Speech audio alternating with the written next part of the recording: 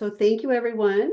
Thank you for being here today and your interest in learning more about the complex IDA subgrant allocation formula for determining LEA awards for Part B.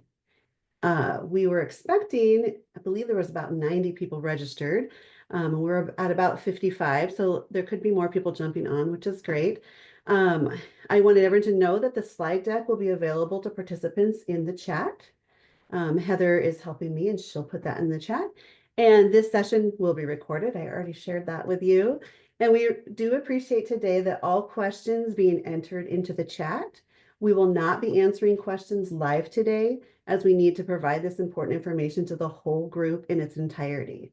Our goal is for OESO IDA fiscal team to have time for thoughtful attention to each question and be able to research for the most accurate response, helping us to create a frequently asked questions document that will be helpful to all districts and programs, not only this year, but beyond. Next slide.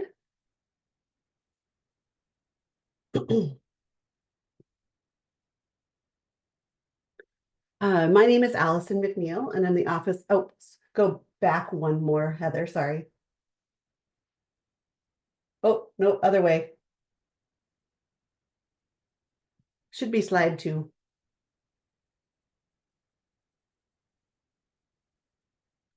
I'm Allison McNeil. I'm the Office of Enhancing Student Opportunities, Director of Resource Management and Operations. And one of the teams that I provide oversight to is the IDA fiscal team.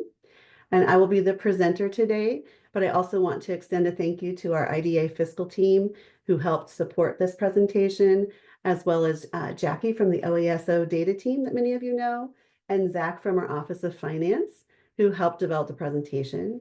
Special thanks also to Heather Shin, fiscal team member who's here to help support and monitor the chat. Heather, there should be a slide that's titled, has purpose of today's webinar. I would like that one to be up. Is it allowing you to go backwards?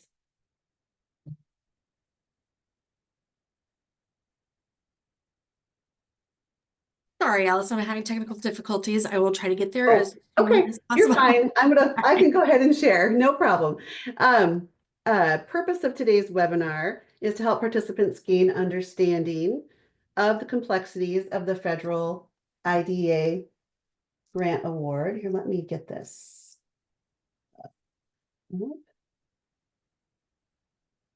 I think I'm back up now. Are you back up? Okay. I think so. Sorry about that. That's okay.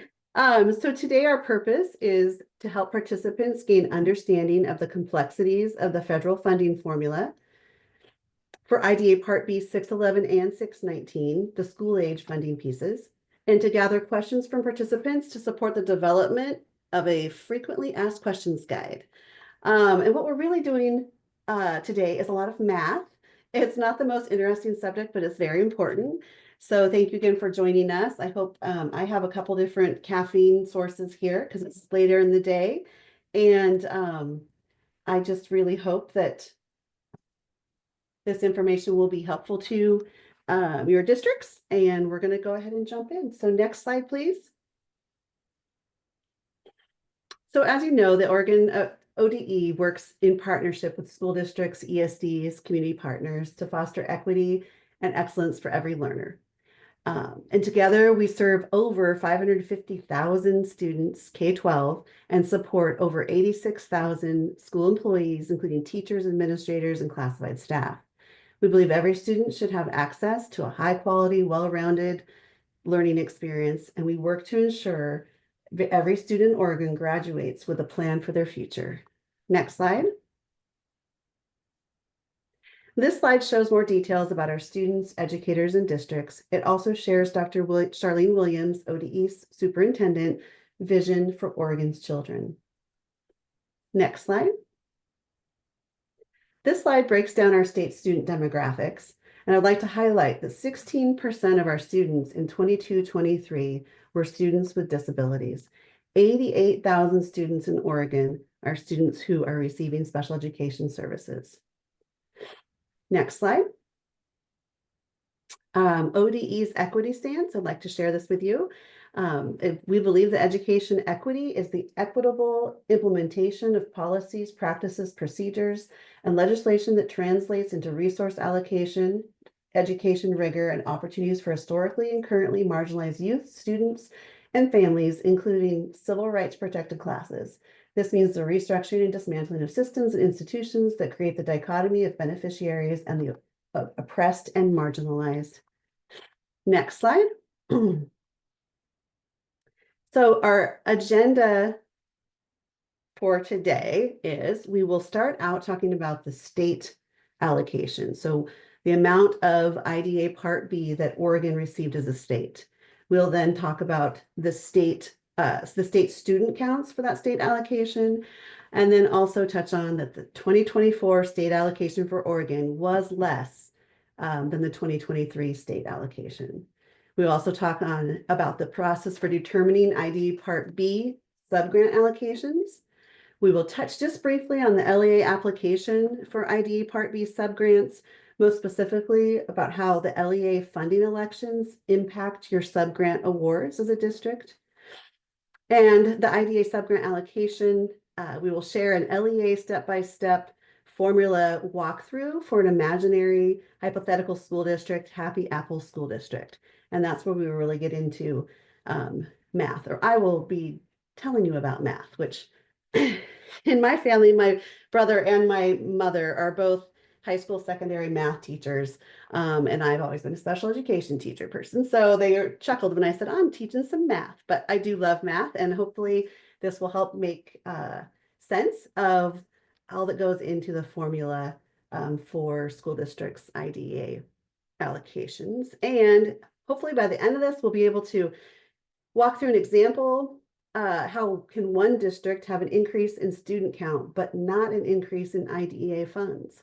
That is a question that we are receiving often. So next slide. And again, if you've just joined us, please see that the presentation is in the chat. And if you have any questions today, we are taking questions in the chat, and we'll follow up with an FAQ document, including responses to the questions we received today. So the IDA Part B allocation for the state of Oregon. Next slide. It's where the process starts every year. And this chart shows the 2022, 2023, 2024 school year total Oregon actual IDA special education grants to state for IDA Part B 611 and 619. It's important to notice that although there was an increase in funds between 22 and 23, there was a decrease of $52,181 from 2023 to 2024 for 611.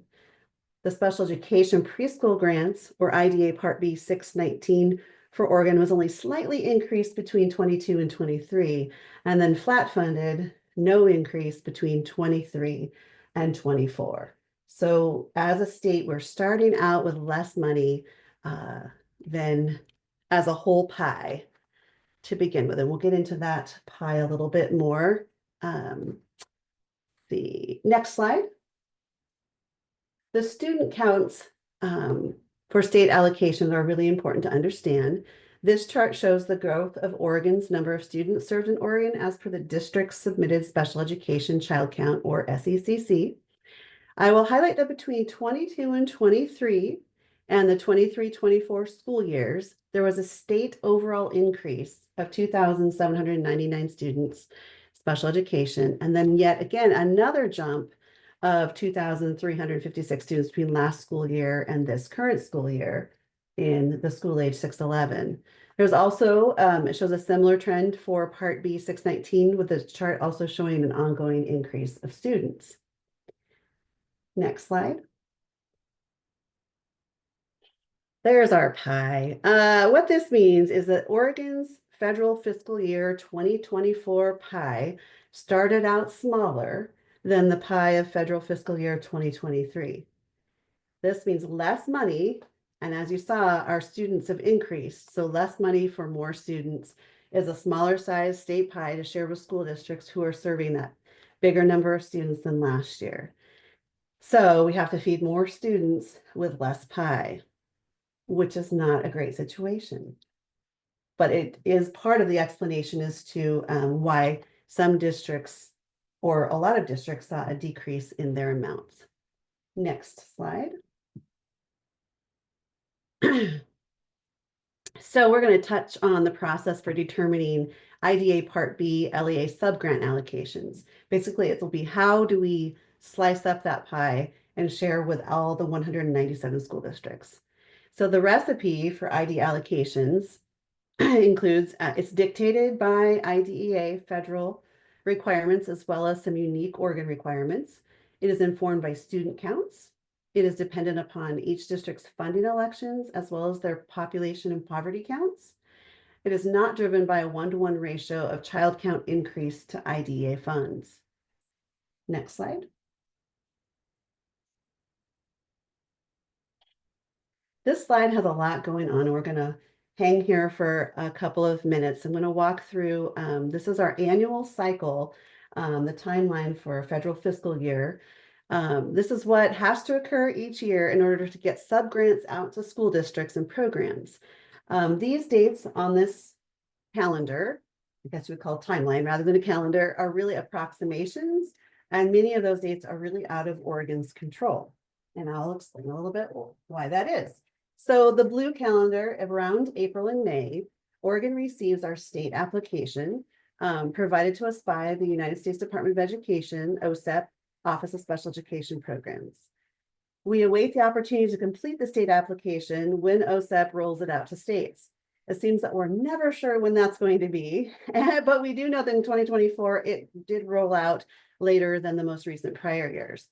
And that is the date that the allocation process for each federal fiscal year begins. So the OASO office must complete the state application components and submit by the due date, which is typically the end of May. And this is a partnership with our IDA program team, as well as fiscal and data. Each state is also required to post their application, and the state set aside what we call interactive spreadsheet on our website with a public review period of 60 days. And within those 60 days, a 30-day comment window to give opportunity for feedback on how Oregon is using their state set-aside funds. The FAQ document that we will produce will include the link to the ODE website where our IDA state applications live. We usually have, I think historically, 2 or 3 on the website each year, and opportunity to comment are posted annually. And we also send out a GovDelivery message to all school districts so they're aware of the opportunity for going into the website and looking at that interactive spreadsheet and asking questions or making comments. So then we move into the orange timeline section, and that's May and June. That is when we hope to have this, after we've submitted our state application, that we await OSEP to confirm their state allocation award for IDA Part B. And while we're waiting for that total amount for Oregon to come from the feds, the IDA fiscal team is diligently working to update and prepare that LEA application for IDEA funds. Then, I guess we call it magenta, the June, July-ish area on the timeline is LEA IDA application process. OESO will deploy the IDA application as soon as possible. Most often this is in June or July, earlier if possible. And we will touch on some pieces of the application later on in this presentation. Going into the golden color in July and August, the LEA subgrant and program allocation estimates can begin. So those would be the estimates. And before the LEA subgrant allocation final awards can be posted, all 197 school district LEA applications must be submitted, processed, and approved by the OESO fiscal team. And typically, we aim to have a 6 to 8 week submission window. And it does take several days of technical assistance between our OESO our fiscal team and our LEA application submitters to the districts in the districts to finalize this process. Then moving into the green, getting your IDA application completed within the submission window as a school district is key to helping all districts receive their final amount as soon as possible. Our fiscal team would like to highlight that the LEA IDEA application and the processing time plays an outsized factor in the time it takes to get the final allocations out the door. And I have to say, when I was a special education director in Oregon, it was very helpful when the business manager and I would collaborate on completing that application. And I didn't realize at the time how important it was for application to not only be accurate, to be on time, or we could be holding up all districts from getting their actual award finals. We move into the next blue, sub-allocation finals, September, October. Once funding elections for such programs as Regional Inclusive Services, Long-Term Care and Treatment, and Oregon School for the Deaf are confirmed as accurate on all 197 applications, the sub-grant allocation finals can be posted on the ODE website. The FAQ document will include the website where these allocation tables will live, both estimates and finals. And our team aims to post the final awards prior to the period of performance date of the grant of October 1st. A Gov delivery notice is sent to business managers, superintendents, and special education directors when these allocations are posted. Also, on or around September, October, in the teal color, after we have those subgrant allocation finals for districts calculated, the fiscal team can then begin calculating the program allocations and roll those allocations also out by October 1st, absolutely sooner if possible. And by program, I mean, I'm talking about Regional Inclusive Services, EIECSE. I know that the wait for these allocations amounts as a program director can really feel treacherous. I've also walked in the shoes, spending years as a director for Regional Inclusive Services, as well as several years as an EIECSE director at an ESD prior to coming here.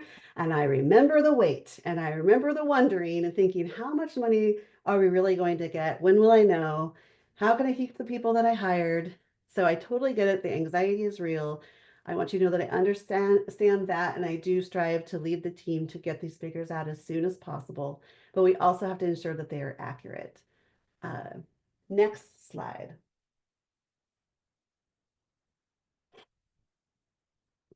What are IDEA Part B subgrants to LEAs?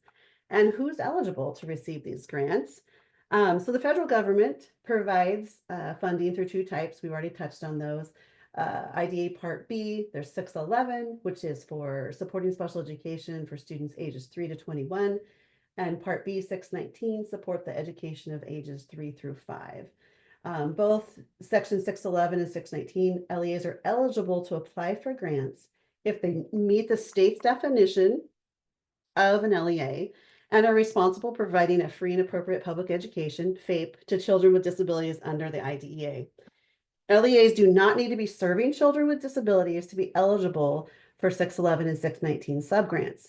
This stipulation ensures that LEAs have funds available to identify or serve children with disabilities who subsequently enroll or are identified during the year. Next slide. Thank you, Heather. So this is an LEA allocations flowchart. This visual comes from the Center for IDEA Fiscal Reporting, or CIFR, S-I-F-R. And it's ODEs, well, it's every state who would like to participate in technical assistance. They're our federal technical assistance partner that we go to about IDEA funding. I've provided the link to this at-a-glance overview of the allocation process that includes this flowchart. It's in the presentation. It'll be on one of the last slides.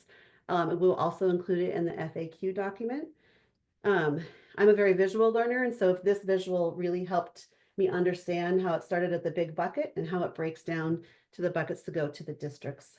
So we'll be referring to this flowchart at several points along our journey today through the allocations process. And as you can see, the teal colored arrow is at the top, refers to the first step that happens, is that the state award breaks it down into two buckets. So there's the state set aside funds, and then there's the rest of the pot that is subgranted left to allocate to the LEAs. So we'll see this flow chart a couple more times. Next slide. State award. Each state agency may set aside a portion of its Section 611 and 619 grants for administrative and other state level activities. Mentioned earlier in the presentation related to the posting of that state application, seeking public comment about how the state is using those funds. And the funds for state level activities are all typically funneled back to the school districts as services or technical assistance. And after that set aside is determined, state education agencies like ODE must use a specific formula to allocate the remaining funds as subgrants to LEAs. Next slide. I think it's our flow chart again. And you can see the teal colored arrow has moved down one. Allie, can I stop you for just one moment? We have somebody who's having difficulty hearing. Is everybody able to hear everything okay? Can you, if you have access to do a thumbs up or put in the chat if you can hear everything okay, would be helpful. All right. So if you are having issues with hearing something, you might want to check your speakers or some setting on your Zoom, or try signing back in again. Sometimes you have to hop off and hop back in. I apologize. I'm sorry that you haven't been able to hear me, but this is being recorded and you will have access to the presentation, or you already do. So thank you, Heather. Yeah, no problem. So on this slide, it's moving down to the next level. It highlights the next step where we're figuring base payments and how the remaining funds are divided. So base payments, when I started in this role, I was a little bit shocked that we were talking about information and data from the 90s to help calculate these subgrants, but this is what it is. This is how the feds have it set up for us, and probably with good reasons. But the 1997 reauthorization of the IDEA changed the mechanism for making subgrants to LEAs from basing them out on the number of children with disabilities to instead providing a static base payment on amounts determined by population poverty measures. So the revised formula went into effect in federal fiscal year 1999 for Section 611 and 1997 for Section 619. The base payment for 611 is the amount that an LEA would receive if the state agency, in our case, Oregon Department of Education, had distributed 75% of the state's federal fiscal year 1999 Section 611 grant using the 1998 count of children with disabilities ages through 21 in the LEA. And for Section 619, the base payment is the amount that an LEA would receive if this ODE had distributed 75% of the state's federal fiscal year 1997 Section 619 using the 1996 count of children with disabilities ages 3 through 5. Don't need to remember that, but it's just good to have the history and an understanding of where the base payment amounts come from, and that this is in federal law that we have to use this process. The individual LEA base payment amounts stay the same from year to year unless adjustments are required, which we're going to discuss here in a second. However, if an LEA base amount changed, the total statewide base amount does not change. Next slide. So this slide talks about what circumstances must adjustments be made to base payments. For Section 611 and 619, base payments for districts must be adjusted when there's a new LEA created, which doesn't happen very often. If 2 or more LEAs combine into a new single LEA, if 2 or more LEAs change geographic boundaries or administrative responsibility for providing services to children, which could include as a result of 1 or more of the LEAs closing. An LEA can have a base, if they had a base payment of 0 in its first year of operation because it did not serve children with disabilities, but now serves children with disabilities. We did have that happen year before last. A charter school LEA significantly expands its enrollments, which doesn't happen in Oregon because charter schools in Oregon are not defined as LEAs. LEAs receive the federal formula funds for which they are eligible, and Oregon's base payment calculations have recently been reviewed and approved by our federal fiscal TA partners to make sure that their calculations were accurate and up to date, and they were found to be. So that is base payments. Next slide. It's our flow chart again, and you can see the arrow has moved down now to highlight our 85-15% population poverty split. So next slide. So after subtracting from the total state grant the amount of the set aside for those state level activities and the amount needed for base payments to all eligible LEAs, the ODE divides any remaining funds among LEAs according to population and poverty measures as per federal law. This process is done for Section 611 and 619 separately. So the state must allocate 85% of the remaining funds to eligible LEAs. It says including charter LEAs. Again, we don't have those in Oregon. I just wanted to quote exactly how the law states it. On the basis of each LEA's relative number of children enrolled in public and private elementary schools and secondary schools that are within the LEA's jurisdiction. The state must also allocate 15% of the remaining funds to eligible LEAs, including charter school LEAs in other states, on the basis of each LEA's relative number of children living in poverty as determined by the SEA. I want to call out that the poverty figure, when we talk about that, in this calculation, it represents all of the students who are economically disadvantaged in a school district and not just those who are eligible for special education. And hopefully this will make more sense when we do some calculations as examples. So next slide. What data is used for allocations? This also can get confusing. So it's very important to understand the data that is used for allocations is key data that is utilized in the formula is supplied by school districts. So you provide that to ODE in the private schools enrollment data collection, and especially in the December special education child count collection. The formula for calculating LEA allocations uses the SECC, or that child count, submitted by your district on December 1st of each school year. This SECC also includes the count of students in the Early Childhood Special Education, or ECSE program that serves eligible children ages 3 to 5 residing in your district. So it's important to understand that the allocation for this current school year, 24-25, was calculated using the December 1st, 2023 special education child count. District allocations are impacted by child count fluctuations across the state. Because there's a set number of dollars, that set amount of pie to be distributed, a large increase or decrease in students in other areas of the state will change the amount available for allocations for your district. We also use data from the US Census Bureau.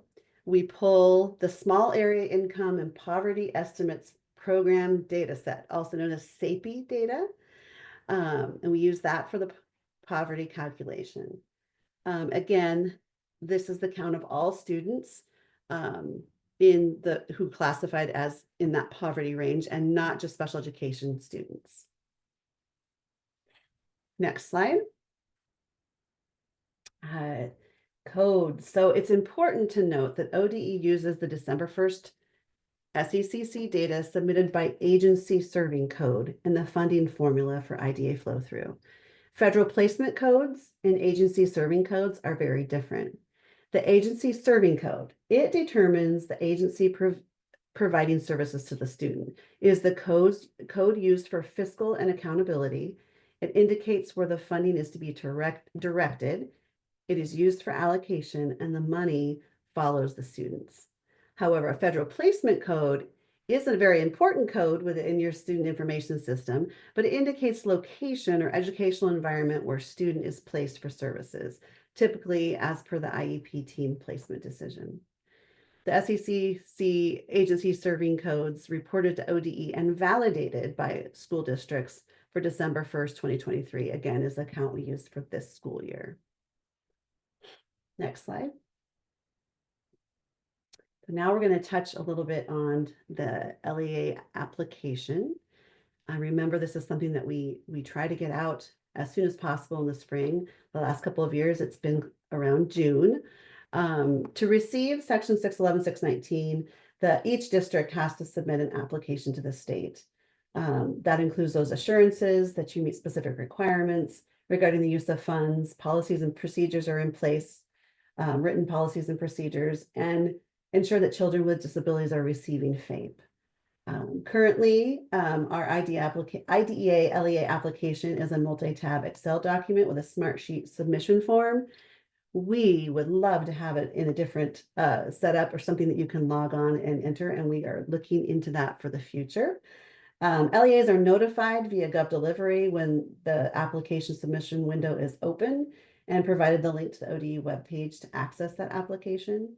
The IDA fiscal team is available to provide technical assistance in completing the application, and we do offer an annual LEA application training to districts, which we schedule when we know closer to the time when we're actually going to get our allocation, so that the training is fresh and it's happening when it is that time to complete those applications.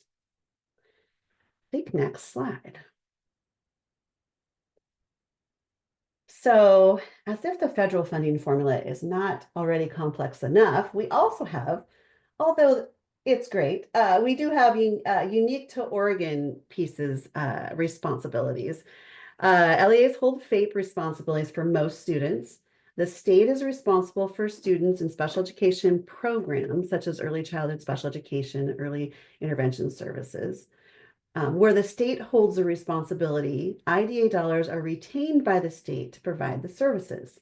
There are some services that the LEA has the option to provide, or it can have the state retain the dollars to provide the services.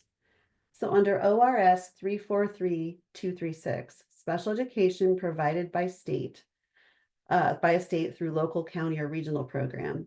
Oregon has 3 programs offered, and these programs are listed in the chart, and they also show up as funding elections. RIS, we like to call it Regional Inclusive Services, OSD, Oregon School for the Deaf, and Long-Term Care and Treatment Program, also known as LTCT. There are funding elections for these programs in that application, where every district must complete in order to have any money flowing through to the districts. When the district elects to have the state withhold the dollars for a program, the funds go directly to the state program serving your students. As per Oregon rules, the ECSE program amounts are withheld by ODE for all districts in order to fund those programs. And districts who have a student who is in the hospital program contribute their funds to that program. Next slide. We wanted to share a screenshot of what the current application page looks like that actually has these funding elections, because it's helpful to have a snapshot to help connect the dots about where and when the districts are making these decisions, and it's in your application process. So this is one of the areas that I think is very important, that special education directors and business managers work together to make sure that these questions are being answered accurately, and you are making determinations that are best, the best services for your students and for your district. So the selection made by each district on number 7 through 9, as you can see on this, it's very tiny, apologize for that, are important district decisions that impact the district's net award. We're next going to walk through an imaginary district's LEA allocations calculation, which will show how funding elections can impact the gross award while simultaneously guaranteeing that those student programs will provide FAPE so the district doesn't have to. It is important to note that if a district chooses to retain these funds, they are responsible for providing FAPE for those students. Next slide. So, made up a school district, Happy Apple School District, hypothetical school, and mostly hypothetical numbers that we are using for this. You can go ahead and go to the next thing. Just a reminder, if you have any questions, please don't hesitate to put those in the chat. So example of a step-by-step for Happy Apple School District. Okay, this is where we're going to do some math, or I'm going to explain math. So here we go. So as we talked, for the fiscal year amount for the whole state of Oregon, in this example, and this was the actual amount for 24-25 for Oregon, was $160,235,236. A portion of these funds are reserved for state set aside, which $19,548,337. And when you have this presentation, you can click on the state set aside link, and it will discuss what state set aside is, a little bit more detail. And then the amount is reduced also by the state's base award amount. We touched on that earlier, $36,242,655. So remaining IDA Part B 611 to flow through to LEA subrecipients is $104,444,244. All right, that's our starting amount. And this is where this bucket then goes to the next step. Go ahead, next slide. All right. As per, let's see, as per my email, I'm not going to say that. As per slides, though, 19 and 20 that we reviewed, the base payment for Happy Apple is figured, and it's 7% of the state's base payment award of $36,242,655, which calculates to $2,536,986.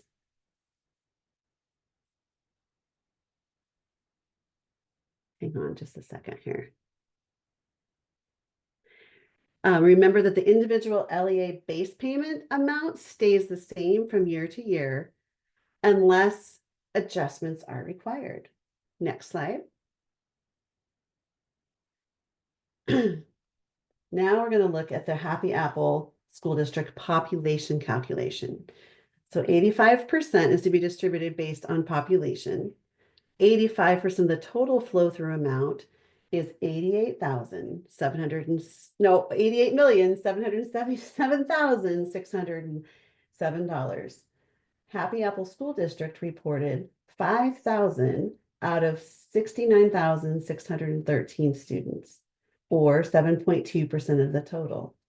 So they received 7.2% of the population-based flow-through of 88,777,607. Their population award is 6,376,510, or 7.2% of the total. Next slide. Here's the 15% for poverty calculation. Similarly, the poverty calculation, 15% of the remaining flow-through amount for the state is 15,666,636. Happy Apple student data on the SECC showed that they had 25, no, sorry, this is not SECC. Sorry, this is SAPI data from the US, from the census. I apologize. So 2,500 out of 76,942, or 3.2% of the total. So they receive 3.2% of the poverty-based flow-through, leaving their award for the poverty piece of $509,040, or 3.2% of the total. Next slide. So their total gross award is the combination of their base award, their population award, and their poverty award. So I color-coded those slides. You can go back to see how the base award and each of those was calculated, leading to the total gross award of $9,422,537.12. We're not done yet, though. There's more math because Oregon has some unique funding elections that we've touched on. So next slide. So the gross award for Happy Apple School District is then reduced by the LEA funding election decisions of the district. On their application, in this situation, Happy Apple chose to have ODE provide the regional inclusive services to serve their students who attend the Oregon School for the Deaf, and they elected to have ODE serve their LTCT students. For a visual example on the bottom of this slide, I wanted to pull an example of what it looks like when you look at your allocations table when we post them, to see the total amount of dollars going to each program based on their funding elections. The numbers in this example do not match Happy Apple's. It was just a cut and paste to show you like, oh, that's when you go to the allocations table and you see all of the columns, that's why there's multiple columns. It has to do with the funding elections. Next slide. So then the gross award total is reduced by the cost of those funding election decisions. And IDA dollars are retained by the state to provide the services to these special programs. So money is going to serve Happy Apple students who participate in those programs. And as you can see, these were hypothetical numbers that the amount of money that based on their student count of students needing regional inclusive services, OSD, LTCT. You can see that their total dollars, including the hospital and ECSE state programs, total dollars retained by ODE to serve students was $1,039,000, subtracted from the gross, leaves the district LEA net award of $8,383,537. So that is the actual amount of the award going to the school district to utilize for special education.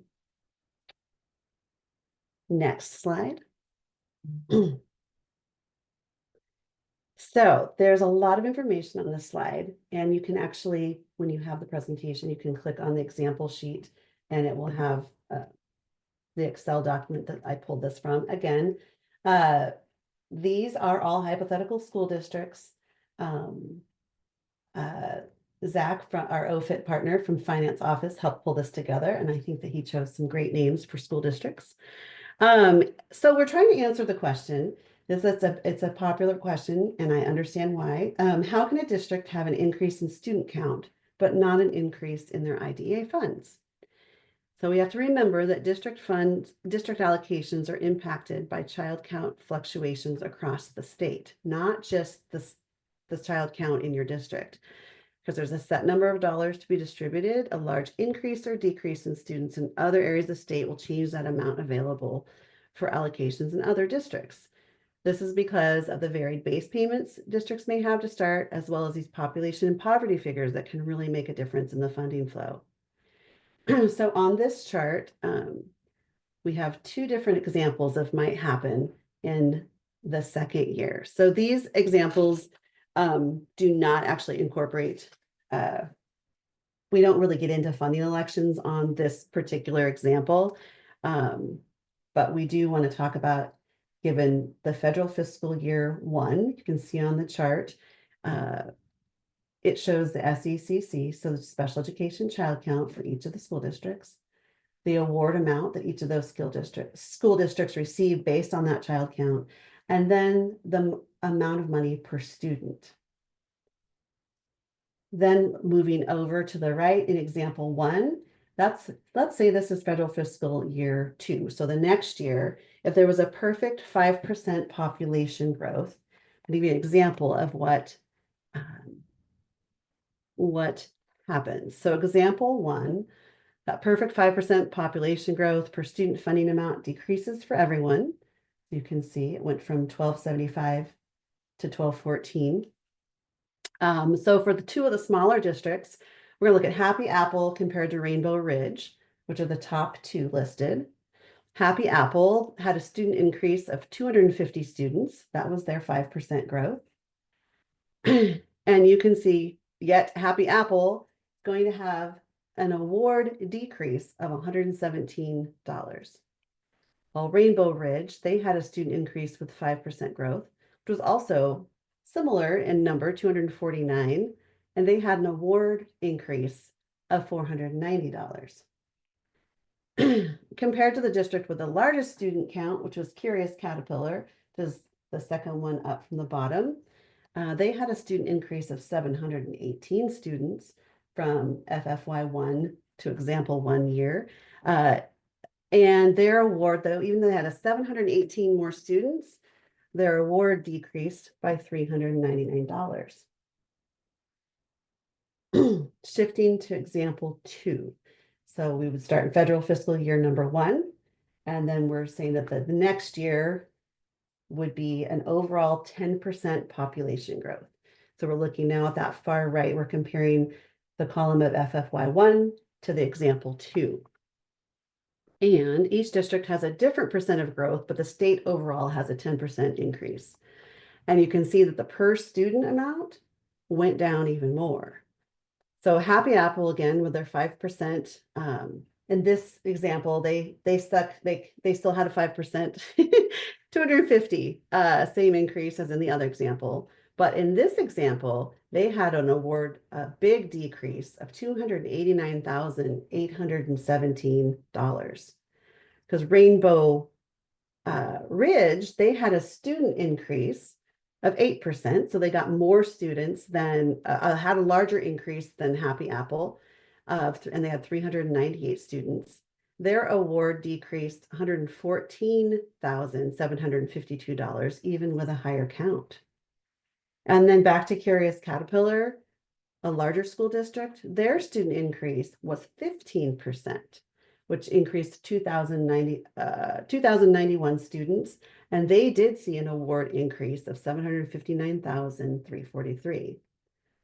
I also on this one pulled in Giggle Grove, partly because I like the name of it, but I also, that was because it had they had a 20% population growth. So they had increased by 644 students. And in their situation, that did lead to an increase of $373,565. So these examples demonstrate that even if your district mirrors the overall state growth, does not mean your IDA funding will go up in a proportionate manner. It also shows that just because you have more students does not mean that you will always have an increase in dollars. And it also depicts how another school district can exceed your award increase, even if your school count increase was the same or higher than another district. And it also sums up that the LEA IDA allocations are very, very complex. I appreciate you hanging in there. I know that was a lot of math, but something that you can have the presentation, kind of chew on it a little bit. Go ahead and next slide, Heather.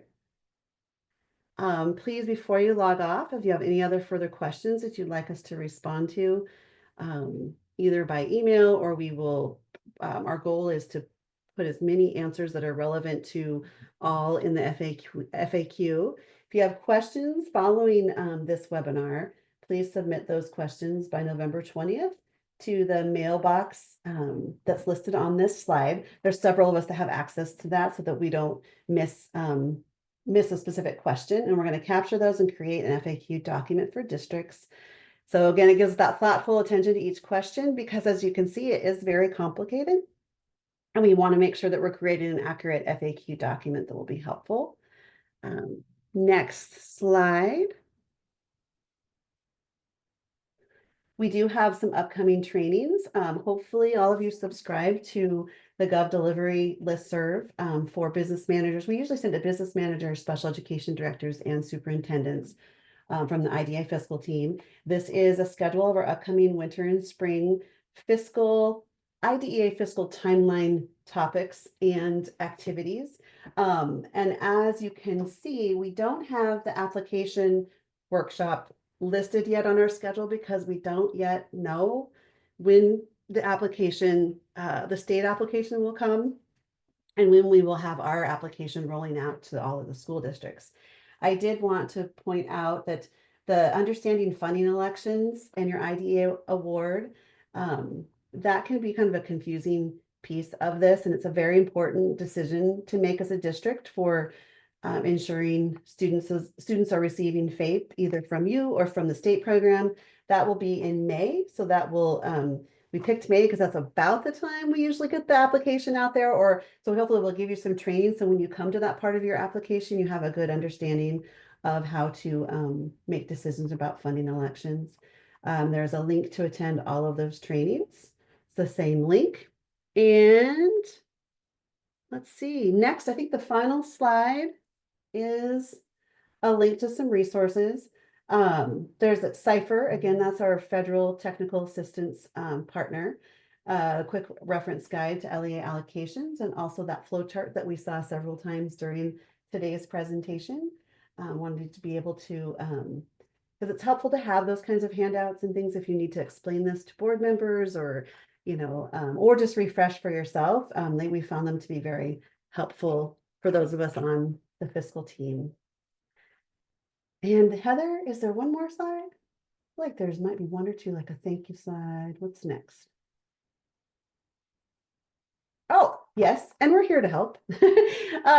We have had some limited capacity as far as our team has grown smaller. We are looking for a new program analyst for. Many of you have probably worked with Alex Vermillion, and they have left us, which we are very sad. They have a private business opportunity that we wish him well. But I'm here, and Thea Donovan has stepped into the lead role, and many of you communicate with Thea. So we wanted to make sure that you had our contact information. And it seemed as though right after we had about the same number of participants the first time we did this, and we definitely got a lot of emails, and we also are getting lots of emails about those LEA MOE determination letters, and we appreciate your questions. But just know that we are trying to get back to everybody in a timely way, but we have when we send out 197 notifications, then sometimes we have 100 emails coming in at us. So we're working through those as fast as we can so that we can provide you information and help. Next slide. Just again, a thank you for joining us.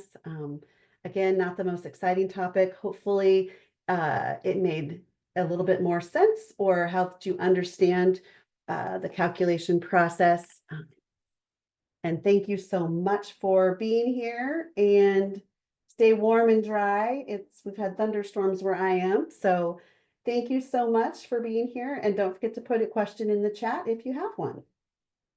Thank you.